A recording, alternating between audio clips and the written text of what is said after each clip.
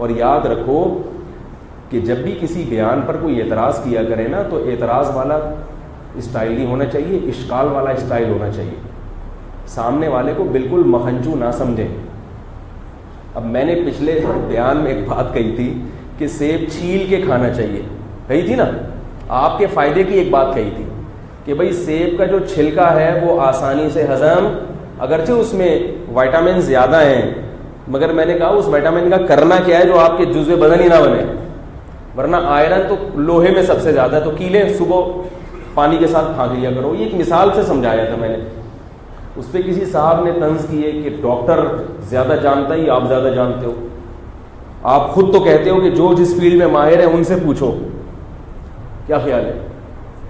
تو ڈاکٹر تو کہتے ہیں کہ چھلکے سمیت کھایا کرو، اور پھر انہوں نے حوالہ دیا کہ میں نے اپنے محلے کے ڈاکٹر سے پوچھا، انہوں نے کہا کہ انہوں نے ایک تو پہلے تو علماء کو برا بھلا کہا، علماء سے مراد میں کہ خام خواہ میں غلط معلومات لوگوں کو دے رہے ہیں، اور پھر کہا کہ چھلکے سمیت کھاؤ.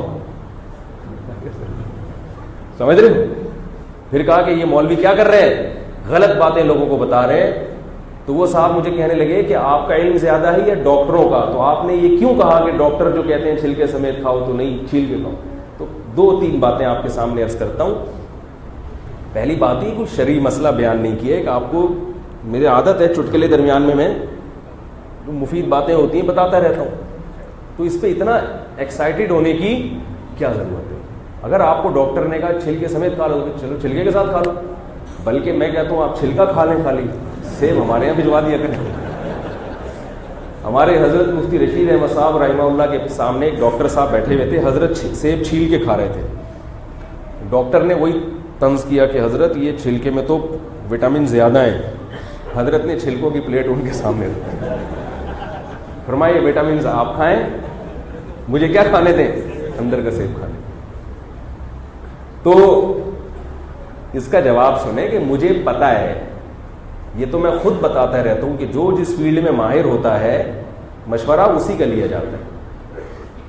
تو میں ڈاکٹر، تو جو جس فیلڈ میں ماہر ہو اس کی رائے کا اعتبار ہوتا ہے. تو عام طور پہ، میں سب ڈاکٹروں کو نہیں کہہ رہا، عام طور پہ جو ڈاکٹر ہیں خوراک کے بارے میں ماہر نہیں ہوتے، وہ دواؤں کے بارے میں ماہر ہوتے ہیں. ان کو خوراک پہ ان کی ریسرچ، خوراک پہ حکیموں کی ریسرچ زیادہ ہے. سمجھ میں نہیں آئی میرا خیال. خوراک پر ریسرچ حکیموں کی، صحیح حکیموں، ایسا نہ ہو یوٹیوب پہ کسی کو حکیم بنا کے اس کی بتائی ہوئی خوراکیں کھانا شروع کر دیں. وہی ہو جائے گا. ایک حکیم صاحب قبرستان سے منہ پہ کپڑا ڈال کے گزرتے تھے. اس نے کہا یار آپ جب بھی گزر رہے ہوتے ہیں آپ کا چہرہ کھلا ہوتا ہے، جیسے ہی قبرستان سے گزرتے ہیں آپ کپڑا ڈال دیتے ہیں. حکیم صاحب نے کہا شرم آتی ہے، اصل میں میرے ہی پہنچائے ہوئے ہیں سارے، یہ سب یہ میرے ہی پہنچائے ہوئے ہیں ناتجربے کاری کی بنیاد پر. تو اب قبرستان سے کیا کرتا ہوں، ان مردوں سے شرم آ رہی ہے. تو کوئی واقعی حکیم ہو، کوئی صحیح ہو، تو ان کی خوراک پہ ریسرچ زیادہ ہوتی ہے. کچھ ڈاکٹر بھی ہیں اس فیلڈ میں، لیکن وہ ان کی فیلڈ پھر الگ ہوتی ہے، جو آرگینک چیزوں پہ مہارت رکھتے ہیں. لیکن عام طور پہ جو کلینک کھول کے ڈاکٹر حضرات بیٹھے ہوئے ہیں، ان کو خوراک کے بارے میں عام طور پر مشاہدہ ہے کہ معلومات نہیں ہوتی، انہوں نے یہ چیز پڑھی نہیں ہے. تو اس لیے ہم اتنے بے وقوف نہیں ہیں جتنے آپ ہمیں سمجھتے ہیں. اگر ایک بات ہم کہہ رہے ہیں تو یہ مطلب نہیں ہے کہ اتنی موٹی بات معلوم نہیں ہے. اور سب سے بڑھ کر ہے مشاہدہ.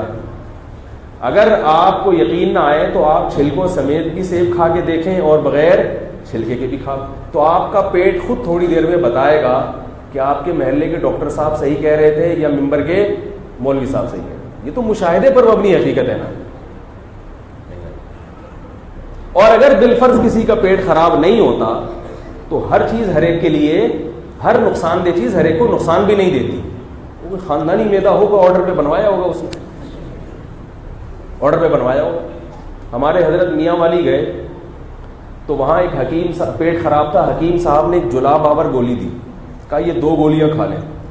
حضرت نے جب کھائی تو وہ ایسے موشن ہوئے کہ ڈر تھا کہ سارا ہی مادہ فاسدہ نکل جائے گا. وہ تو پتا ہے نا مادہ فاسدہ، آنتیں بھی نکل جائیں گی. حضرت نے اس حکیم سے کہا بھائی کیا کھلا دیا اللہ کے بندے. حکیم نے کہا کہ میں میاں والی میں یہ 4 گولیاں ان لوگوں کو کھلاتا ہوں تو بھی کچھ نہیں ہوتا. آپ کو جو 2 گولی کا اثر ہو گیا نا, تو انہوں نے کہا یہ میاں والی کے لوگ ہیں, لمبے تڑنگے دیکھے ہیں نا آپ نے. حضرت نے فرمایا ہمارے حضرت کو میدے کی بچپن سے کچھ تھوڑی سی بیماری تھی, کمزوری تھی میدے میں. فرمایا کہ میرا میدا بچپن سے کیا ہے, کمزور ہے. تو وہ میاں والی جو 4 گولیاں سے کچھ بھی نہیں ہو رہا, وہ 4 جمال گوٹے کھا رہے ہیں تو ان کو مس کال بھی نہیں آ رہی, کچھ بھی نہیں ہو رہا.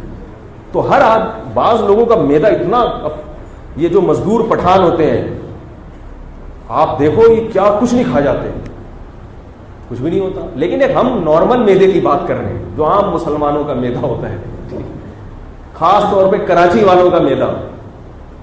ان کا تو پیٹ جو ہے کراچی والوں کا, آپ کو پتہ ہے کیا حال ہے, وضو نہیں ٹھہرتا. پاک فضائیہ میں شمولیت روز بروز بڑھتی چلی جا رہی ہے. تو ایک نارمل آدمی کے لیے چھلکا اتار کے کھانا زیادہ فائدہ مند ہے. تھوڑا آئرن ملے گا مگر وہ جزو بدن بن جائے گا. زیادہ کے چکر میں کیا ہوگا کہ وہ پرانا والا بھی ہضم نہیں ہوگا, بلکہ اس سے بھی زیادہ کہ جس کا میدا اور بھی زیادہ کمزور ہے, تو پھر اس کو حکیم یہ مشورہ دیتے ہیں کہ سیب چبا کے کھائیں اور بھوسا اس کا پھینک دیں.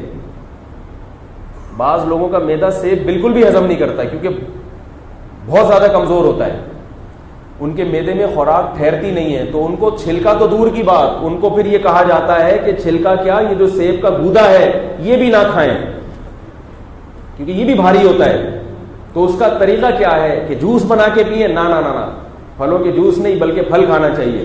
تو اس کا طریقہ یہ ہے کہ پھل چبائیں, سیب خوب چبا کے اس کا رس چوس لیں جیسے گنڈیری کھائی جاتی ہے, اور اس کا بھوسا پھینک دیں.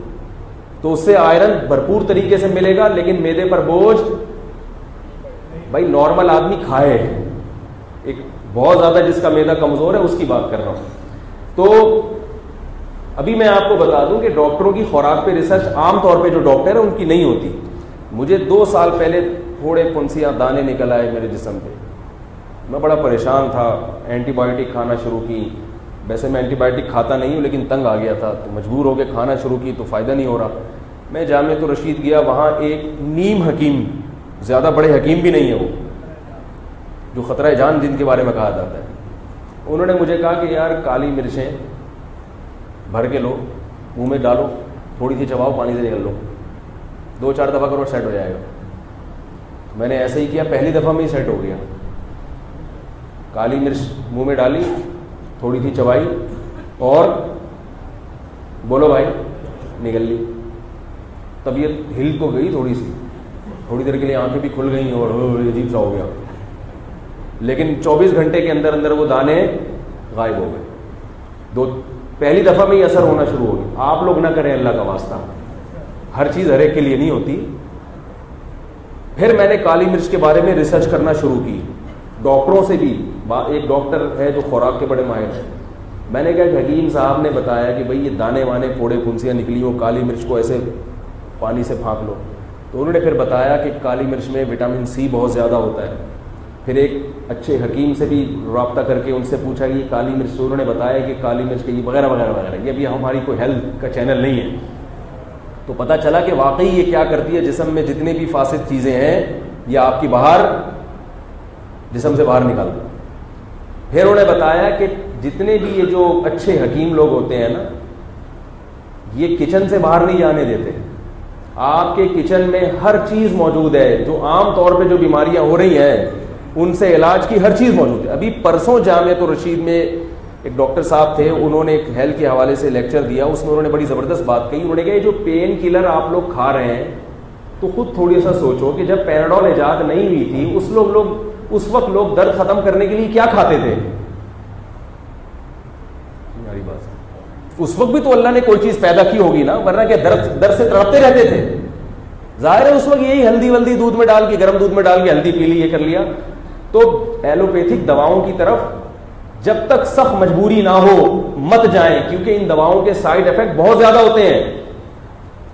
یہ جو کہا جاتا ہے نا کہ ان دوا کا کوئی سائیڈ افیکٹ نہیں ہے, یہ غلط ہے. سب سے پہلا سائیڈ افیکٹ پیناڈول کھاتے ہی کیا ہوگا, پیٹ خراب ہو جائے گا. اس کا مطلب کچھ گڑبڑ ہو رہی ہے پیٹ میں جا کے. تو اتنا ہلکا نہیں ہے یہ دواؤں کا معاملہ. میں نہیں کہہ رہا کہ دوائیں نہ کھائیں, سخت مجبوری میں, جب تک سخت مجبوری نہ ہو دوا کی طرف بولو بھائی نہ جائیں. اور بچوں کو تو حتی الامکان دور, لکھا ہوتا ہے دوا پہ کہ تمام دوائیں بچوں کی پہنچ سے دور رکھیں, مطلب یہ ہوتا ہے صرف یہ والی پلائیں, تو آپ کہیں یہ والی بھی دور رکھیں. تو کچن میں ایسی چیزیں موجود ہوتی ہیں کہ وہ ایسی چیزیں ہیں کہ وہی استعمال کرو, آدمی فٹ فاٹ رہتا ہے. اچھا ایک بات مجھے بتاؤ, جب آپ کلینک میں جاتے ہیں ڈاکٹروں کی, آپ کو خوشبو آتی ہے یا دواؤں کی ایک عجیب سی اسمیل آتی ہے؟ اسمیل آتی ہے. کسی حکیم کے مطب میں جاؤ, خوشبو آتی ہے کہ نہیں آتی؟ ایسی بہترین یہ معجون تباش, وہ شربت سندل, یہ عرق گلاب, اور یہ معجون است قدوس ٹھیک ہے, اور یہ خمیرہ مراویر, یہ خمیرہ گاؤ زبان, ایسی ایسے عرقیات اور کیا زبردست خوشبو آ رہی ہوتی ہے. تو یہ چیزیں خوشبودار ہیں, یہ کیمیکل نہیں ہے, یہ اوریجنل شکل میں, یعنی قدرت نے جس شیپ میں چیزوں کو پیدا کیا اس کے زیادہ قریب ہے. تو ایسے میرے پاس بہت واقعات ہیں, اگر میں سنانا شروع کر دوں تو اثر ہو جائے گی یہیں پہ کہ فلاں دوا کھا رہے تھے لیکن فلاں چیز کچن میں رکھی ہوئی چیز کا استعمال کرنا شروع کیا تو اللہ نے شفا دے دی. تو اس لیے حتی الامکان اپنے آپ کو ایلوپیتھک دواؤں سے بچائیں. میں یہ نہیں کہہ رہا چھوڑ دیں, بالکل ایسا نہیں ہے, بعض دفعہ جانا پڑا, ہم بھی جاتے ہیں, کیونکہ ہم جب جائیں گے تو ڈاکٹر بولے گا اس دن تو یہ کہہ رہے تھے, ہم خود کیوں پہنچے ہو. ضرورت تو سب کو ہے بھائی, لیکن میں حتی الامکان چھوٹی چھوٹی باتوں پہ ایک دم دواؤں کی طرف بھاگنا, پین کلر کھا رہے, ذرا سا درد ہے تو برداشت کر لو بھائی, درد نہیں ہو بس جسم میں, بالکل فٹ فاٹ رہا ہوں, بالکل فٹ فاٹ کوئی بھی نہیں ہوتا. تھوڑا سا درد ہوا تو پیناڈول کھا لو, نہیں کھاؤ, تھوڑا درد ہو رہا ہے ہونے دو, کچھ نہیں ہوگا, مرو گے نہیں. زیادہ تکلیف بڑھ رہی ہے پھر ٹھیک ہے, اس میں بھی کوشش کریں کہ کوئی ہلدی ملدی دودھ میں ڈال کے پی لیں تاکہ درد, پھر بھی نہیں ہو رہا تو پھر چلو وارن کھا لیا آپ نے, گردوں کا بیڑا غرق تو ہوگا لیکن وقتی طور پر طبیعت سیٹ ہو جائے گی.